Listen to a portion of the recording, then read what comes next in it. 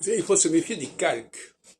Le calque est un type d'emprunt qui est un petit peu invisible, puisque il ne s'agit pas d'importer des mots étrangers, mais d'importer des formules étrangères.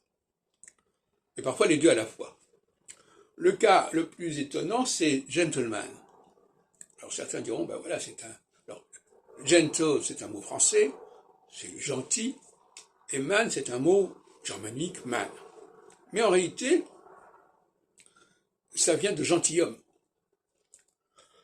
Et donc man est le calque de homme.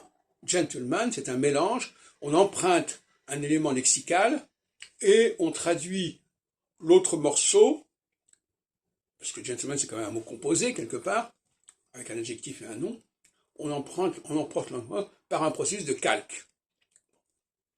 Mais donc de toute façon, gentleman c'est une formule empruntée au français par un biais ou par un autre. Il faut dire les choses comme elles sont.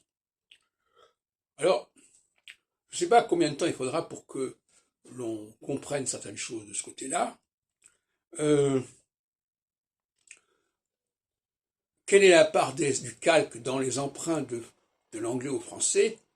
C'est un très vaste dossier. Moi, dans mes travaux de 87-89, je m'étais intéressé à l'élément lexical.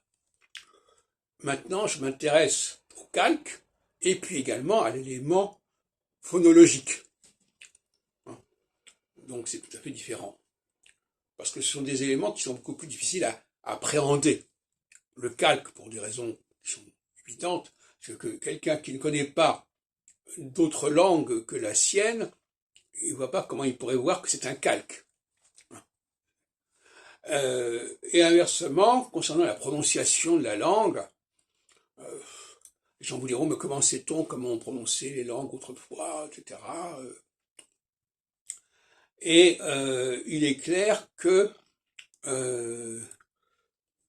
on peut emprunter des modes de prononciation ou pas à une autre langue.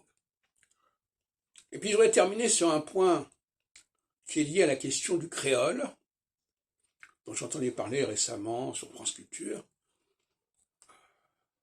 Les gens disent souvent, ah ben le créole, c'est un français qui a été modifié par rapport aux valeurs phoniques, phonologiques de la langue emprunteuse. Mais je pense que dans un certain nombre de cas, c'est faux. Vous savez que j'attache beaucoup d'importance à l'erreur. L'erreur, c'est aussi un facteur essentiel, l'erreur. Et quand je comprends mal un système et que je le déforme, ça ne veut pas dire pour autant que je l'ai intégré dans mon propre système. J'ai créé quelque chose qui est entre les deux. Ce n'est plus le système que j'emprunte, mais ce n'est pas non plus mon propre système. C'est un système hybride que je vais lancer. Et ce qui est intéressant, dans le cas de l'anglais par exemple, c'est de montrer à quel point il y a un certain nombre de problèmes phonologiques qu'il faut signaler.